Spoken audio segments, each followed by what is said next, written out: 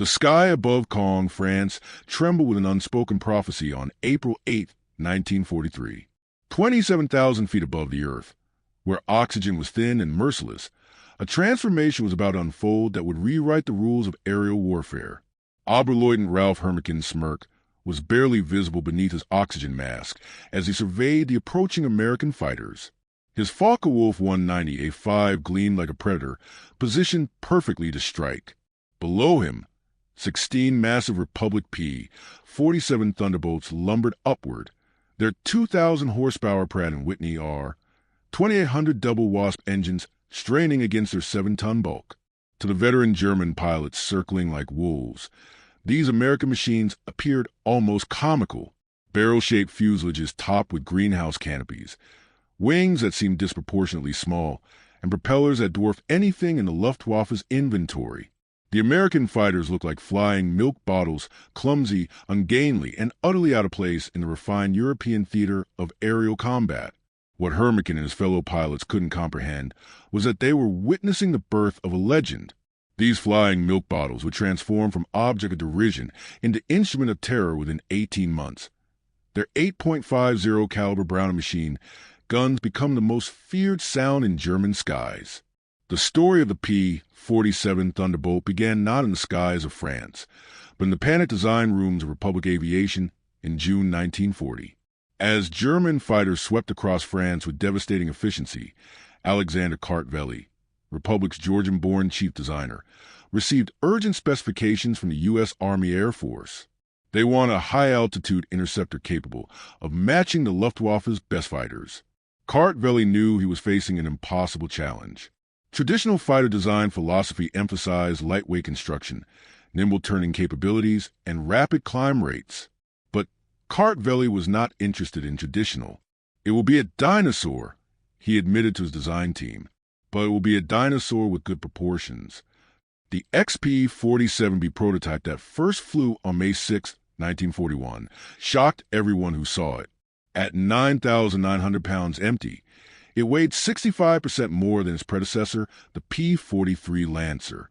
The massive turbo-supercharger system, with its complex ducting running to the rear fuselage, gave an almost pregnant appearance. Test pilots approaching it for the first time invariably asked the same question. This thing actually flies? Not only did it fly, but it performed in ways no one expected. The Pratt & Whitney R-2800 double Wasp engine, an 18-cylinder radial producing 2,000 horsepower, could maintain full power at 27,000 feet, an altitude where German fighters gasped for air. Its turbo supercharger, fed by exhaust gases, delivered sea-level performance in the stratosphere where conventional superchargers failed.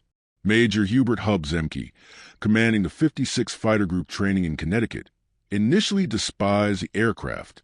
His unit lost 18 pilots and 41 aircraft in training accidents between September 1942 and January 1943. The P-47 killed more Americans in training than Germans would in the first months of combat. It ground-looped on landing, torque-rolled on takeoff, and dove with such enthusiasm that pilots discovered compressibility, their controls freezing as shock waves formed on the wings. But those who mastered it discovered something extraordinary. Lieutenant Robert Johnson, a farm boy from Oklahoma who had become one of America's top aces, described his first flight. It was like strapping yourself to a locomotive. The power was unbelievable. You didn't fly it, you aimed it. On that crisp April morning in 1943, 16 P-47 Thunderbolts climbed toward their destiny, carried within their broad wings the mathematics of destruction. 3,400 rounds of ammunition, a combined rate of fire of 6,000 rounds per minute. Enough concentrated firepower to slice a mess in half in less than 2 seconds. The Germans were laughing. They wouldn't be laughing for long.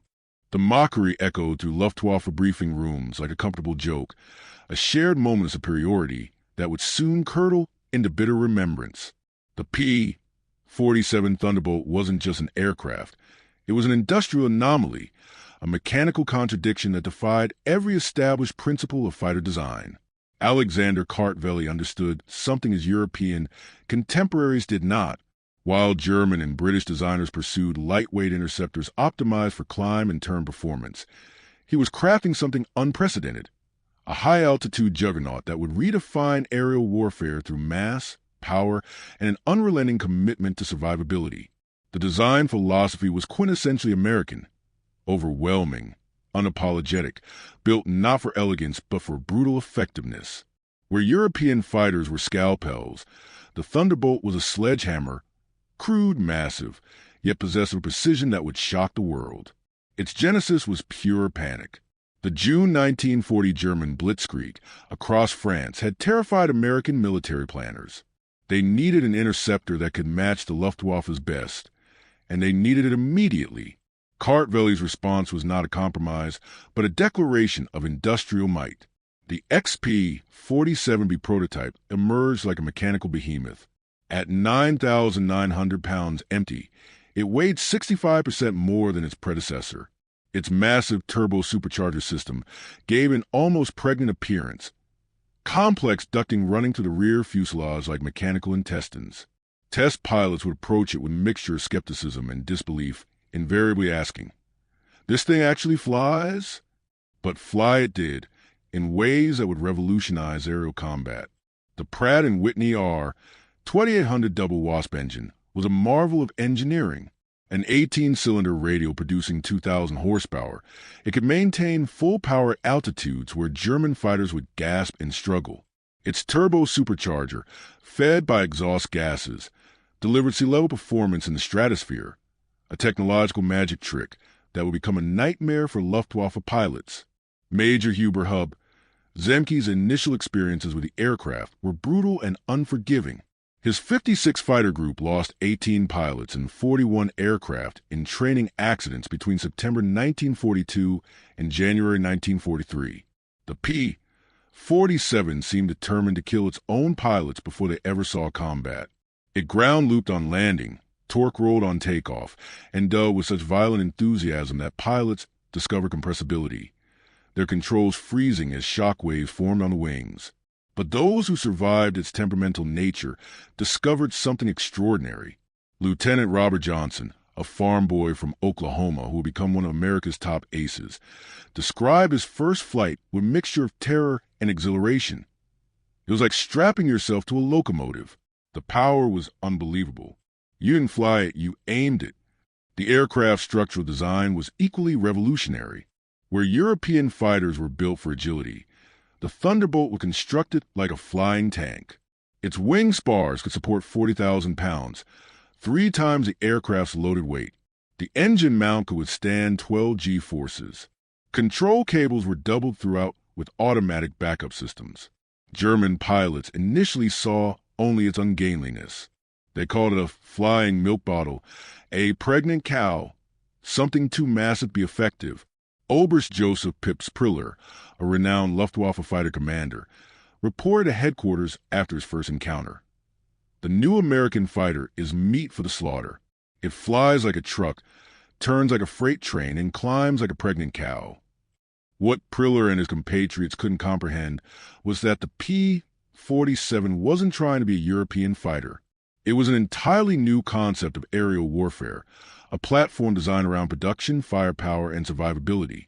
The first combat encounters in April and May 1943 seemed to confirm every German prejudice. The P-47s couldn't turn with Focke-Wulf 190s, couldn't climb with Messerschmitt 109s, couldn't match their nimble handling at medium altitudes. Luftwaffe pilots quickly developed tactics to exploit these perceived weaknesses.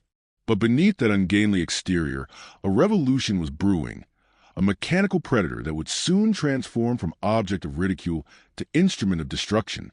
The Germans were still laughing. They wouldn't be for long. The moment of transformation began not with a thunderous declaration, but with a whisper of survival that would echo through the annals of aerial warfare. June 26, 1943.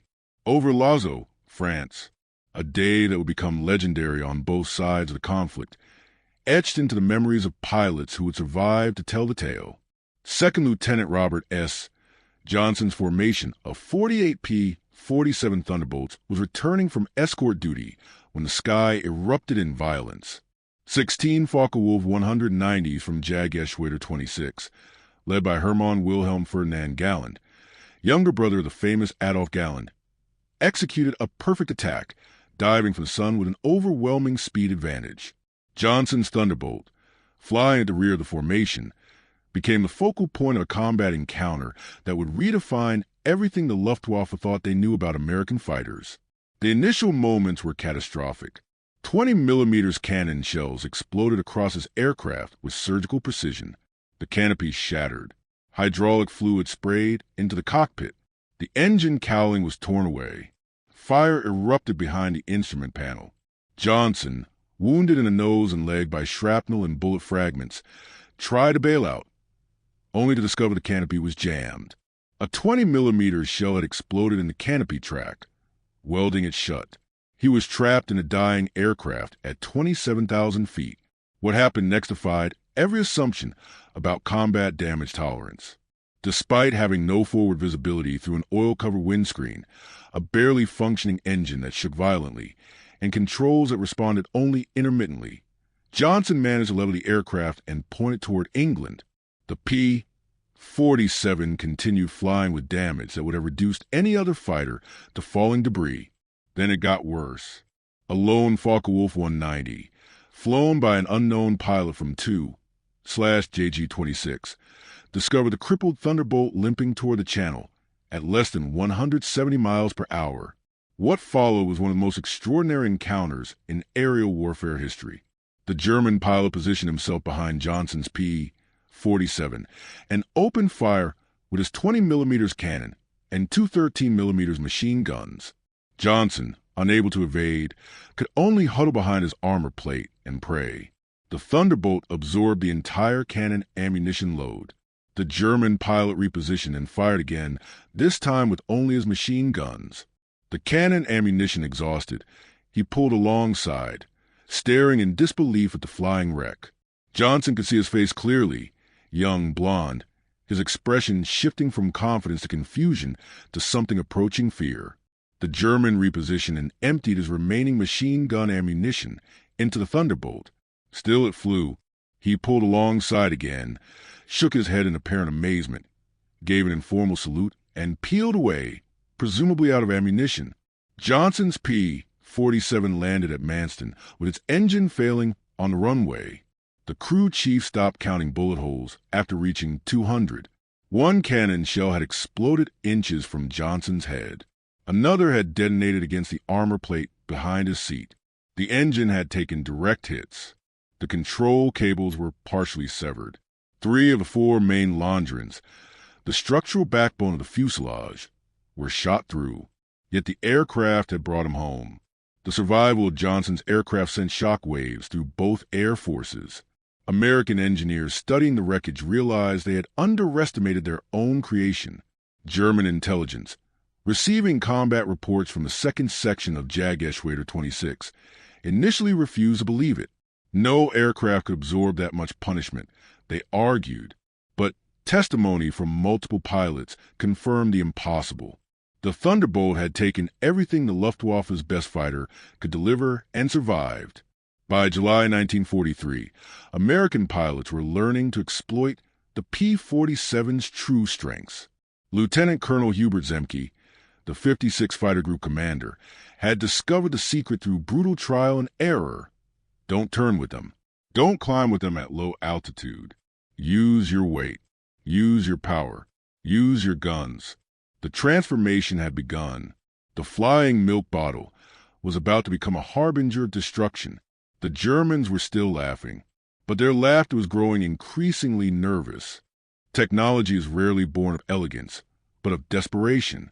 The P-47 Thunderbolt emerged from a crucible of industrial innovation that would redefine the very concept of aerial warfare. At the heart of this mechanical marvel was a philosophy of overwhelming force, an engineering approach that rejected the delicate European design principles of lightweight agility.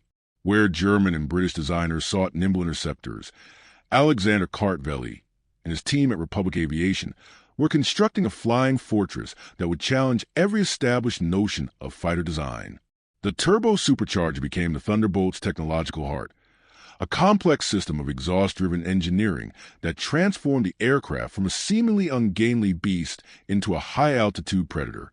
While conventional superchargers gassed and failed in the thin stratospheric air, the P-47's turbo supercharger delivered sea-level performance at altitudes that would render German fighters impotent.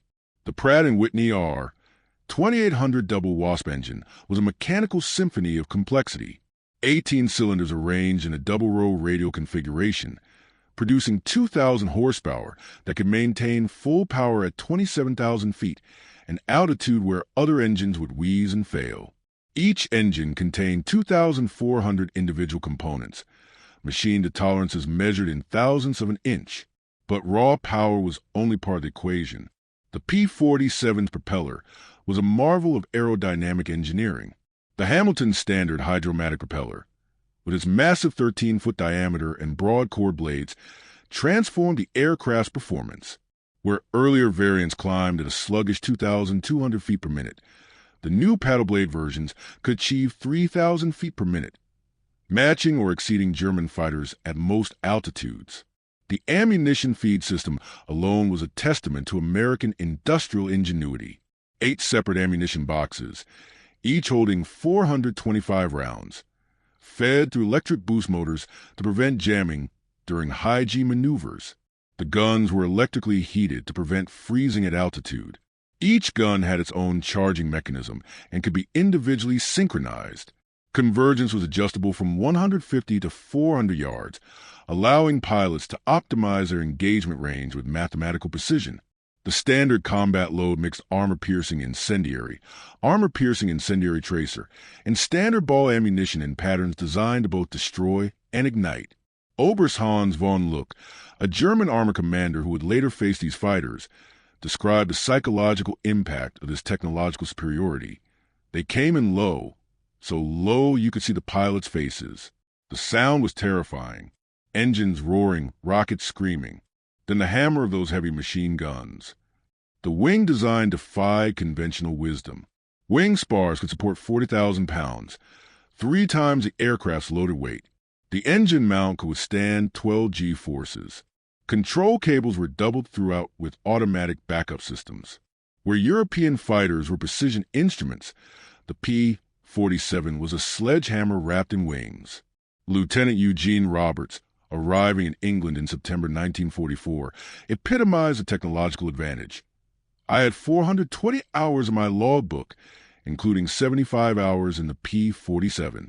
I'd fired at towed targets, practiced deflection shooting, studied gun camera film from actual combat.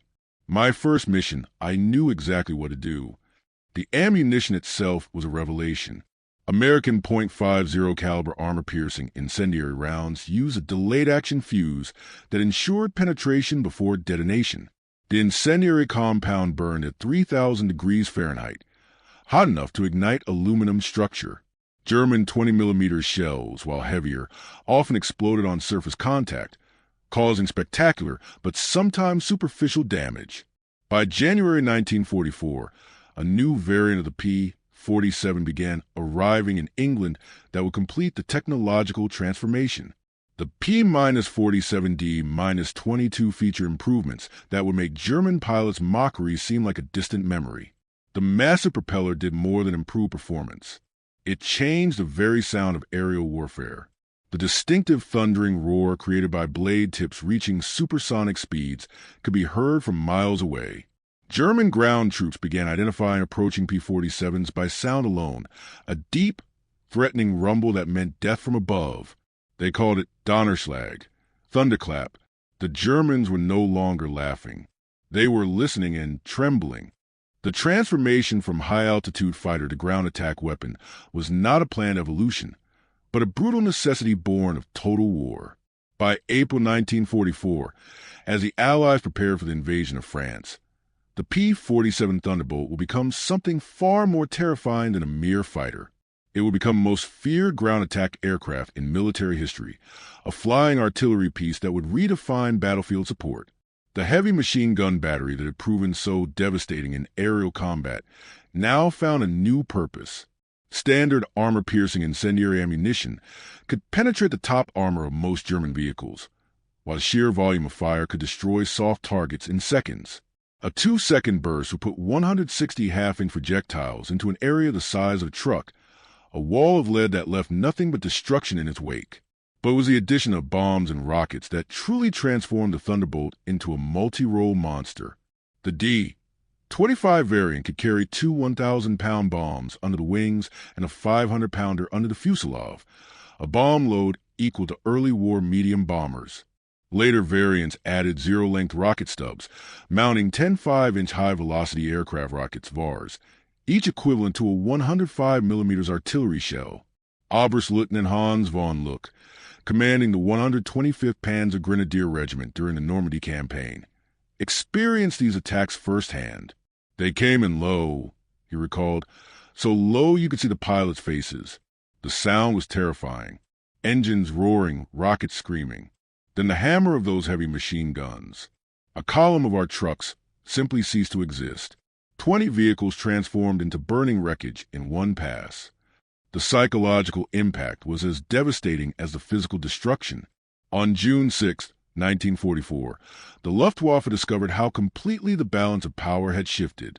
Over 500 P-47s provided air cover for the invasion, creating an impenetrable umbrella over the beaches. German fighters attempting to reach the landing zones were systematically massacred. Oberleutnant Wolfgang Fischer of Jägerschwader 21, one of only 3 German pilots to reach the beaches that day, reported a scene of total aerial dominance. The sky belonged to the Americans. Thunderbolts were stacked from sea level to 30,000 feet. We tried to break through at dawn. 12 fighters from our group. I was the only one to return. The P-47s were waiting at every altitude. You couldn't climb over them, couldn't dive under them. Their guns turned our fighters into aluminum rain. The statistics were staggering. In June alone, 9th Air Force Thunderbolts claimed 651 locomotives destroyed 3, 847 trucks eliminated 512 tanks, and armored vehicles neutralized 4, 553 horse-drawn vehicles obliterated. The Wehrmacht was forced to move only at night, severely hampering their ability to respond to Allied advances. The Germans tried everything to counter the Thunderbolt threat. They reinforced vehicle armor, deployed more anti-aircraft guns, developed new camouflage techniques. Nothing worked. The P-47's combination of speed, armor, and firepower made them nearly unstoppable. Even the feared 88 mm flak gun struggled to track the fast-moving fighters at low altitude. Captain Walker Bud Mahiran, who would become one of the first American aces in Europe, developed what became known as the boom and zoom tactic, though pilots call it a Thunderbolt turkey shoot. P-47 formations would climb to 30,000 feet, higher than German fighters could effectively operate. When Luftwaffe fighters appeared below, the Thunderbolts would roll inverted and dive, reaching speeds that made deflection shooting impossible. At the bottom of these dives, the American heavy machine guns would speak. German pilots who survived described it as facing a wall of lead. The combined firepower created an impenetrable zone of destruction. Aircraft caught in this convergence pattern didn't just fall, they disintegrated. The flying milk bottle had become an instrument of total war. The Germans were no longer laughing. They were praying. The Pacific Theater would become the ultimate proving ground for the P-47 Thunderbolt, a canvas where an industrial might would be painted in the broad strokes of total war. While Europe burned, the 348 Fighter Group was carving its own legend in the vast, unforgiving expanses of the Southwest Pacific. Colonel Neil Mary Kirby understood something fundamental about the Thunderbolt that set it apart from every other fighter in the theater. This was not just an aircraft, but a weapon of industrial transformation. On October 11, 1943, Kirby would demonstrate this transformation in a mission that would become legendary. Leading 4 P-47s against 40 Japanese aircraft over Wewak, he single-handedly shot down 6 enemy planes, earning the Medal of Honor in a performance that would shock both American and Japanese commanders.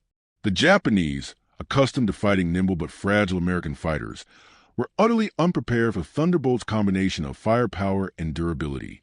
Saburo Sakai, Japan's most renowned fighter ace, encountered these mechanical monsters over New Guinea and would later write with a mixture of professional respect and visceral terror. We called them monsters. Our 20 mm cannon, which could destroy a P-40 with a few hits, seemed to have no effect. I put dozens of rounds into one Thunderbolt and watched it fly away.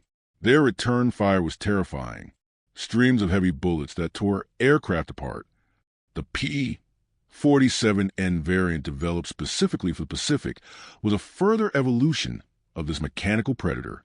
With increased fuel capacity, wet wings holding 93 gallons each, it extended range to 2,350 miles. This was not just an improvement. It was a technological revolution that would escort B-29s all the way to the Japanese home islands. Where European fighters had been precision instruments, the Pacific Thunderbolts were blunt instruments of industrial warfare. They carried massive bomb loads, rocket batteries, and enough ammunition to transform entire battlefields.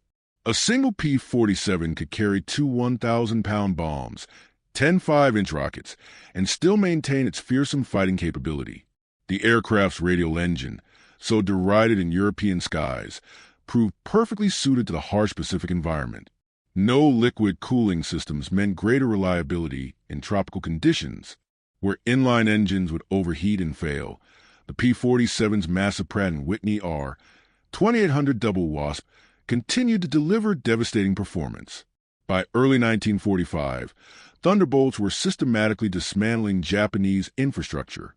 They attacked airfields, shipping, ground installations with a methodical brutality that reflected pure industrial logic. Each mission was not just a combat sortie, but a mathematical equation of destruction. The final statistics were almost incomprehensible. 697 Japanese aircraft destroyed in aerial combat, 150 aircraft destroyed on the ground, 500 vehicles eliminated, 150 locomotives neutralized, countless barges, ships, and installations reduced to wreckage.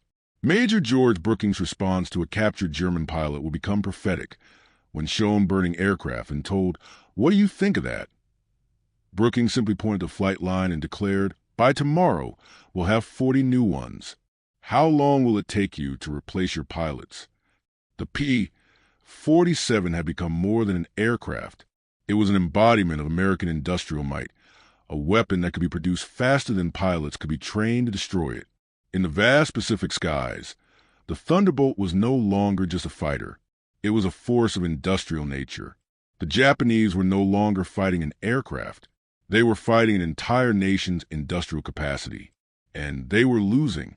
The final chapter of the P-47 Thunderbolt story was written not in the skies of Europe or the Pacific, but in the cold mathematics of industrial production and the stark realities of total war. Republic Aviation had done more than build an aircraft. They had constructed a weapon of industrial transformation that would fundamentally alter the nature of aerial warfare. The numbers were staggering. 15,683 P-47 Thunderbolts produced during the war, more than any other American fighter. At peak production, the Farmingdale factory on Long Island completed one Thunderbolt every hour, around the clock. The Evansville plant in Indiana, built from empty farmland in 1942, was producing 500 aircraft per month by 1944. Each P-47D was a marvel of industrial complexity. 65,000 individual parts, 8 miles of electrical wiring, 2,000 pounds of aluminum, 300 pounds of rubber, an engine containing 2,400 individual components machined to tolerances of thousandths of an inch. The ammunition production was equally mind-boggling. Each P-47 sortie required 3,400 rounds of .50 caliber ammunition. By mid-1944, ammunition consumption exceeded 10 million rounds per month. The Lake City Arsenal in Missouri alone produced 30 million rounds monthly, each cartridge manufactured at tolerances measured in 10,000ths of an inch. By 1944, the United States was graduating 30,000 pilots annually, more than Germany had trained in the entire war. Each P-47 pilot received a minimum of 400 hours of flight training, including 100 hours in advanced fighters. German pilots, by contrast, were entering combat with less than 100 hours total time by war's end. The final vindication came during Operation Bodenplatte on January 1, 1945, the Luftwaffe's desperate attempt to destroy Allied air power. Nearly 900 German fighters launched surprise attacks on Allied airfields across Belgium and the Netherlands. At Y-34 airfield near Metz, home to the 365th Fighter Group's P-47s, the attack initially succeeded. 22 Thunderbolts were destroyed on the ground. A captured German pilot pointed at the burning aircraft and taunted, "What do you think of that?" Major George Brooking's response became legendary. "By tomorrow, we'll have 40 new ones. How long will it take you to replace your pilots?" Within 48 hours, factory-fresh P-47D-40S filled the flight line. The Luftwaffe lost 271 aircraft and 213 pilots in Bodenplatte, including many irreplaceable instructors and squadron leaders. These losses they could never replace. The Americans lost 134 aircraft total, all replaced within a week. In 1985, at a reunion of German and American fighter pilots in Phoenix, Arizona, General Adolf Galland, former head of the Luftwaffe fighter arm, offered the ultimate assessment. "We made a terrible mistake in 1943. We saw this big, heavy fighter and laughed. The Americans don't understand air combat," we said. "We were the ones who didn't understand. They didn't try to build a European fighter. They built an American one designed around production, firepower, and survivability." The P-47 Thunderbolt had done more than win a war. It had redefined the very concept of aerial warfare. The Germans were no longer laughing. They were silent.